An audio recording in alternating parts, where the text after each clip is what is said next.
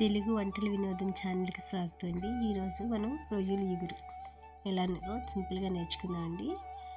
గరం మసాలాలండి. గరం మసాలా అంతా కూడా నేను మిక్సీ చేసుకున్నాను ఆనియన్స్తో సహా.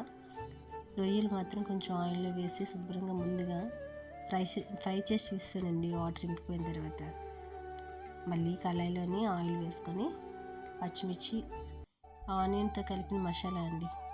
ఆనియన్ వేరేగా చేయలేదు, అన్నీ కలిపి వేసి మిక్సీ చేసిన ముద్దలోనే వేయించుకుని ఇందులో కొంచెం పసుపు ఉప్పు వేసుకొని కాస్త మసాలా అంతా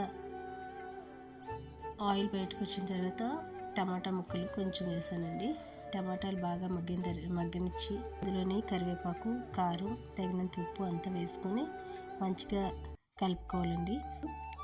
ఈ వేయించిన రొయ్యలు వేసేసి బాగా ఫ్రై చేయాలండి. ముందు మసాలా బాగా ఆయిల్ బయటకు వచ్చిన ఫ్రై చేసి వేసిన తర్వాత ఈ రొయ్యలు వేసిన వెంటనే ఫుల్గా ఈ మునిగిపోయినంత వరకు వాటర్ వేయాలండి.